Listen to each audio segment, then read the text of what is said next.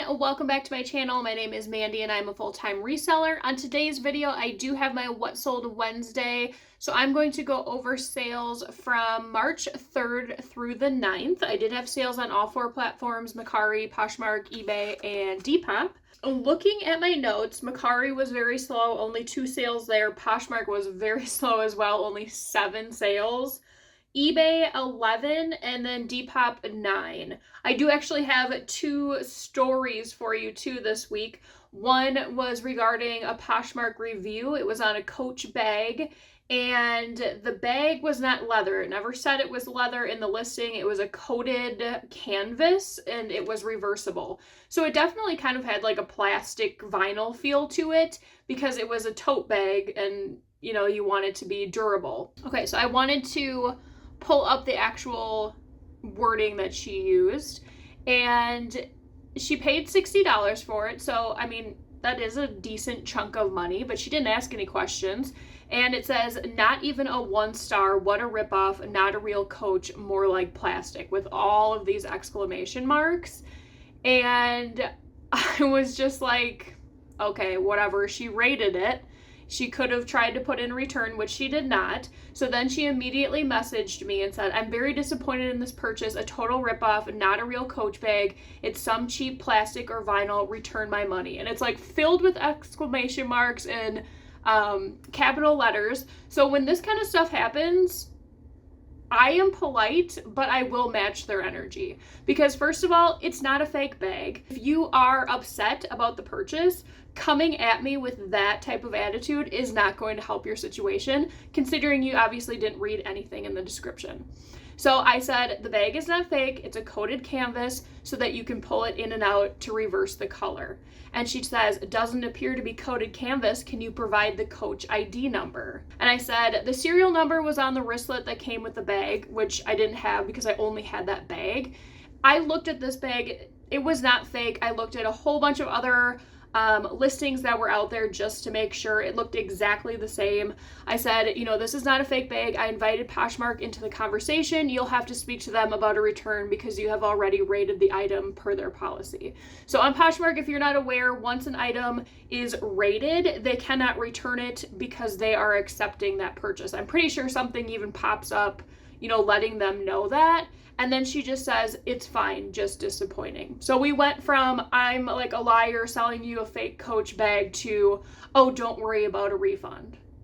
So I'm just like, whatever. You're going to run into people like this because she didn't read the description. If she would have read the description, she would have realized it wasn't a leather bag. I'm sure that's what she was looking for. Now, if she would have said something to me, even if she had rated it and not came at me like that, I potentially could have been a little bit nicer and a little bit more supportive in helping her and, you know, letting her know, hey, you could reach out to Poshmark. They might be able to credit you something.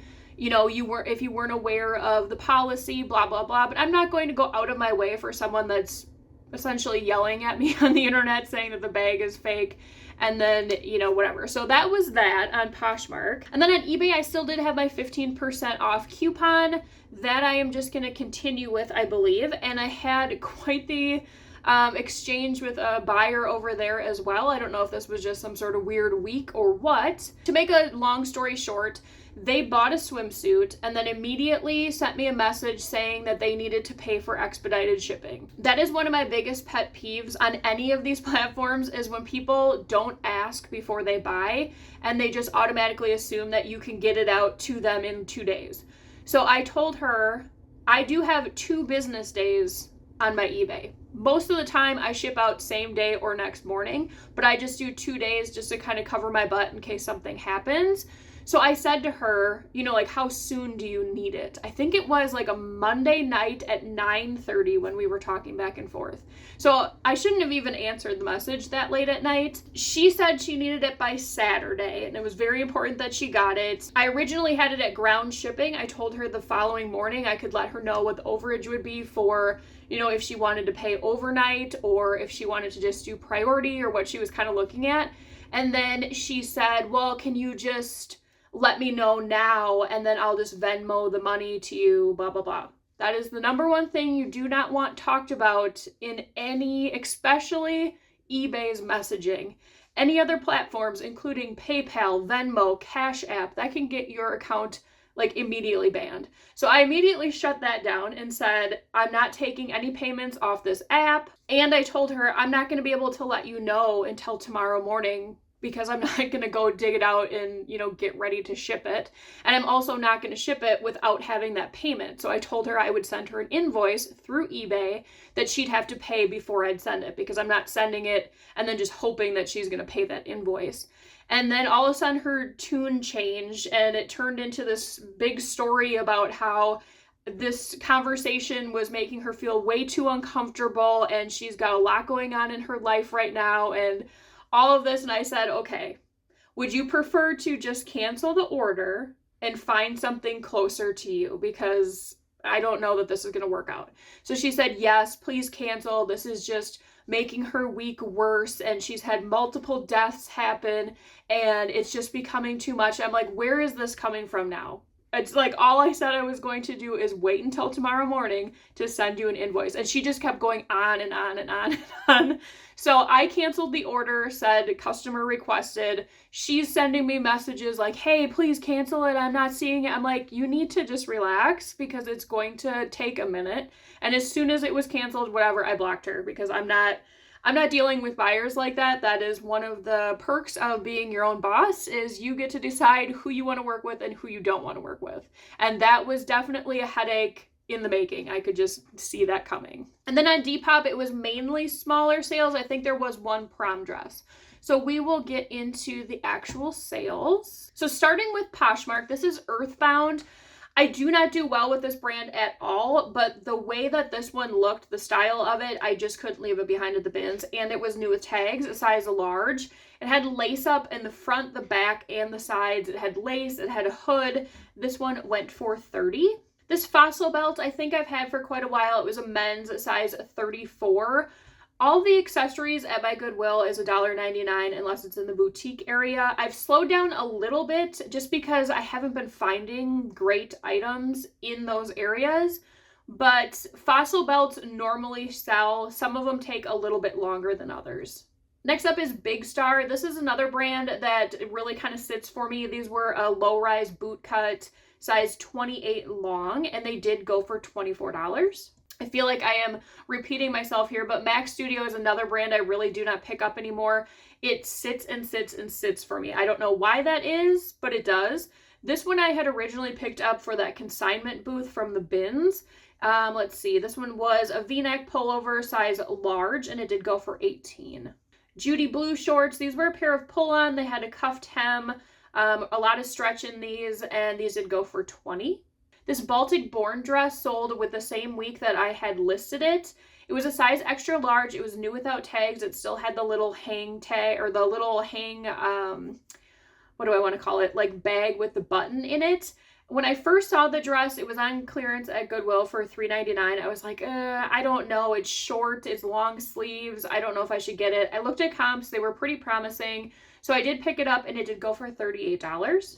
A pair of Old Navy high-waisted linen blend pants. I do very well with these styles of Old Navy. They need to be in excellent condition. If you are ever looking for linen pants, definitely make sure to look in between the legs. If there's any type of friction or rubbing, it can be pretty pilly. Some of that you can use a depiller, but sometimes it's just too far gone. So definitely make sure to look at that if you are buying linen pants.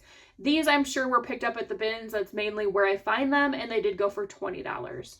Now on to Mercari. These were a pair of Free People, like lounge pants, I guess you could call them. They were picked up at the bins. I know I showed this in a haul. There were so many flaws on these that I didn't realize. Once I looked up the stock photo, that's kind of when I realized it. I thought they kind of had like an all over worn out look. It was just kind of the look, but that was not it at all. So I had to point out quite a bit in these. They were a size large. I thought I could still get some money for them. They sold, I think, probably within 2 weeks of listing for $15. Would I have picked these up again? Maybe. I mean, they went pretty quick, but they only did go for $15. This was a LuLaRoe white lace like duster cardigan. I don't pick up everything in this brand. Mainly, I will pick it up at the bins if I find something that has a good style to it. There are certain dresses that do well from LuLaRoe, and what else? Jeans I've done well with, and shoes. I definitely vet the style, make sure that the sell-through rate is good, that it's not like super oversaturated. This one did only go for $15, which is fine. I don't even know, can you still buy it new? I would assume you can. I'm not sure how much they are new. This was a bins pickup, so 15 was fine for me. Now on to eBay. This was Rip Skirt. I had never heard of the brand before. When I was going through the skirts, I felt the fabric and it felt really nice. It was like a performance type feel. It did have like a Velcro like waistband. This was a size extra, extra large. I think you can kind of like change the size depending on how far you use the Velcro. This one ended up going for an offer of $25.50. The next one is a pair of Risen jeans. These currently have a return request. On eBay, I do offer returns. The buyer does have to pay for shipping though, and they do not get reimbursed for their shipping, the original shipping. So we'll see. She hasn't sent them back yet. The reason she was sending them back was because they were too short. I do provide measurements. You can see in the stock photo, it's obviously more of a cropped jean. So whatever, if she decides to return them or not, but she did get them for $25.50. Toad & Co. I've been doing great with this brand in kind of like everything. These were a pair of shorts I picked up at the bins. I thought they were super cute. I love this like darker floral colorway to them, elastic waist, size large, and these did go for $23.80. The Pyramid collection, certain things do okay for me in this brand and other things seem to sit. This one sold the same day that I listed it. I don't know if it was the design on it or the size. It was a 2X pullover tunic type top. It did have a hood, and this one did go for $19.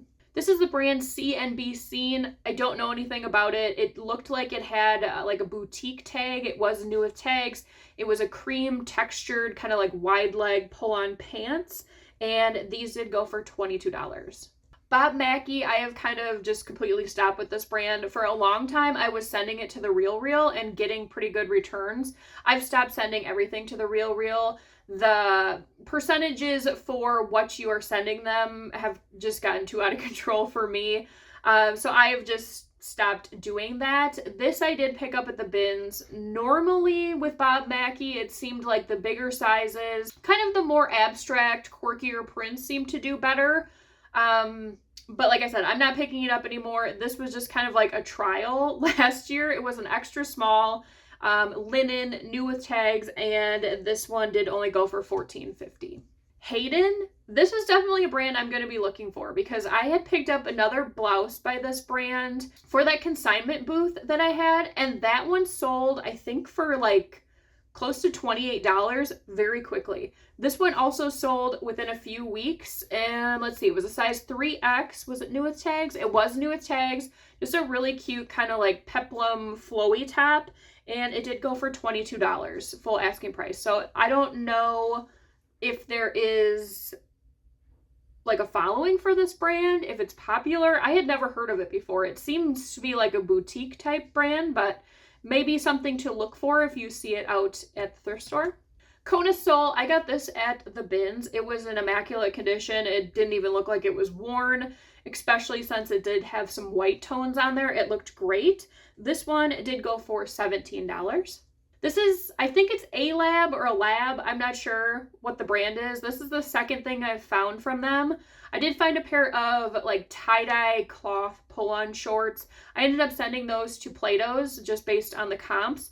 This one I thought I could get a little bit more just because of the graphic on the back. It had kind of that psychedelic wizard mushroom thing going on for it, and this one did go for $23.80. Raya Sun, I've been doing well with this brand. They have some pretty cool dresses. This had a bunch of embroidery on the skirt part of the dress. It was, let's see, a size medium. I used keywords like grunge fairy, hippie, woodsy, renaissance, and this one did go for $20. And then the last item to sell was this Calvin Klein turtleneck. This was new at tag, size small. This came in that JTC or whatever it was called, mystery box. That one I don't think I'm going to make my money back on, so I am just trying to move that stuff out. This did go for $25.50. So now onto Depop. This was a vintage, what was the brand on this one? This was a Y2K brand, and it's called So Wear It, Declare It. And I'm wondering if that turned into the brand So that is currently at Kohl's, because this brand was sold at Kohl's as well. This was a size large. I have been using the keyword Laguna for Laguna Beach. Definitely something those girls would have worn in that time. And this one did go for $15. Next up is a Morgan & Co. prom dress. This was picked up at the bins. I don't pick up every prom dress I see. I'm trying to stay more towards like the Y2K looking dresses as opposed to more modern, I guess. It's a very niche thing that I'm looking for when I'm looking for these dresses. It was a size 3-4. This was a really pretty, like almost peach coral look to it. Let's see. This one did go for $42.50. This shirt was picked up at the bins. I wish I would have been to this person's rummage sale. There was a whole bunch of these tops, and you could tell it was either like a mom cleaning out one of her daughter's closets or something, or that daughter was getting rid of clothes, but all of them still had the price tags on it for the rummage sale, and they were like 10 cents, 20 cents. So I wish I would have seen that because it was a bunch of Y2K tops. This one was like that really wide striping that was pretty popular back then, and like almost like a boat square neck. This one did end up going for $14. These were a pair of aerosols, like Mary Jane's patent leather. I got these at one of the bin store, the return Amazon, whatever it's called, stores in town. I went back and forth because they were only a size 5.5, which is pretty small, but maybe like a girl could have fit in them as well. These sold pretty quickly. I thought they would probably sit for a while. They sold within about a month, and they did end up going for $20. This was from the brand Jazz Sport. I believe it's from the 90s. Definitely grunge, that muted floral, nice romantic print, pull-on elastic waist. This was a size large, and this one did go for $22. This one went on my 30% off offer on Depop. Every once in a while, like every couple weeks, I will go into Depop, and then late Thursday until about like midday Saturday, I will put the 100 longest items in there on 30% off. That way, that's kind of when people are getting paid Thursday, Friday into Saturday, and it's older stuff. It's going to end up getting relisted soon anyway, so I will give people the chance to get it for 30% off. On Depop, if someone has liked something, if it goes on sale, it will kind of remind them like, hey, you've liked this, it's now 30% off, do you want to buy it? So somebody got this for $14. It was a like 90s Cherokee beige, I called it a sleep dress. I believe that's what it was, like a nightgown type dress. You could probably wear it as a normal dress as well. It was a size extra large. This had a lot of attention. Let's see, it had over 27,000 views. And I don't know if it's going to tell me the amount of likes, but it was over 100. It just says 99 plus. I know this one had quite a few, and that one did go for $14. This was another one I was trying out the style. This was definitely a style that I wore quite a bit when I was younger, with those big buttons on the shoulder straps. This was from Candies. I know you can get in trouble, especially for using like full names, such as Bella Swan, who else? Elena Gilbert, Wednesday Addams, stuff like that. So I wasn't sure if you can as well if you use full names like Britney Spears or Paris Hilton. So to kind of get around that, I've just been using their last name. So I'll put in their Spears, Hilton, you know, in hopes that someone will put in like Paris Hilton top or something like that. So that's what I've been doing with those. This one was, I think maybe if I didn't say it, was a size medium, and this did go for $14.40. This was a really pretty slip dress. This one did not have interior tags. If it did, it didn't have the size. I measured it to be about a 1X, 2X. I gave the measurements, but this one had like a lace overlay on the whole thing. It was all black. This one did end up going for an offer of $22. And then the last item to sell, this one was really cool. This was from Alberto McKeely. I don't know if I'm saying that correctly. I've sold a skirt, I think, from this brand before. This had a lot going for it. It was that crinkle material. It had, I think, animal print, maybe different animal, like multiple different types of animal print. It had lace. It was all kind of moving to the side. It had a whole bunch of stretch. It was an extra large. This one had a lot of interest as well. Someone did finally end up getting it for $28, and this was a bins pickup. So this week was a little bit slower. I said last week, I think that that's probably going to happen. This current week that I will be doing the next one for was very slow. I know it's spring break here, I think. I am pretty sure spring break kind of is anywhere between March 1st, so the end of March is, I'm assuming, depending on where you are in the country. So that might be part of it too. People are busy, people are doing other things, they're not really shopping online. So I'm hoping, you know, come April, maybe things will pick up a little bit. So I've just been focusing on what I've been telling you guys for the last couple weeks, relooking at listings, making sure what I'm buying is what people are looking for bundle type deals I can do. I've really been doing quite a bit for Play-Dohs so I can get cash right away. That helps when things are a little bit slower online because then I can, you know, supplement that a little bit. The location that I use right now, they are really gearing up for spring, so they've been taking quite a bit of that, which is great because I've been finding it. So I think I just kind of need to ride out March and just keep my fingers crossed for April. I've been finding a lot of good inventory, which is great because that's kind of been a downfall of mine as well. I have an overabundant. I don't want to say I have an overabundance right now, but a good amount so that I am staying ahead. There were a period of time there where inventory was pretty dry and there'd be days where I didn't have the amount I needed for, you know, what my goals were for the day, or I didn't have anything for the day, so I'd have to just delist, relist. So right now, I think I'm like 2 days ahead of listing, and I'd like to be even further if I can, just so that if I, you know, go out of town or do something like that, I have something to fall back on, so it's not like you need to put in a whole bunch of work before you go, or when you come back, you're further behind. So that's, you know, obviously a downfall of working for yourself. I'm trying to make it work. So I am trying to find good inventory. I don't want to just plump my stuff full of stuff that is just kind of filler that maybe people will buy. You know, I'm trying to really be disciplined on that, especially with the current climate of reselling. Since there are so many people doing it, there's a lot of things that are oversaturated. You know, I have definitely learned that in the years that I have done this, that reselling is no longer where you can just go pick something up and have really no knowledge about it and put it out there. You need to make sure that you know how you're going to market it. You need to have keywords, style tags, you know, all of that kind of in your mind when you pick it up. At least that's how I am seeing things and how I am seeing others be successful. So that is something that I'm really trying to work hard on. And I'm also really trying to be better when I'm at the bins looking for flaws. The last couple weeks I've noticed I've gotten things home. The lighting is horrible there, but a lot of times I'm like, oh, I could probably fix it. Either I don't have the time, I don't want to do it, or it's a little bit beyond what I can do. So that's another thing that I'm trying to discipline myself on as well. Even if it's a super great piece, if I know deep down that I cannot fix that or I can't get the stain that's in it out, I need to just leave it be. So let me know in the comments, since it is spring break time, are you guys taking any vacations or doing anything fun for spring break? I don't have anything planned. I don't have any kids, so I'm not going anywhere.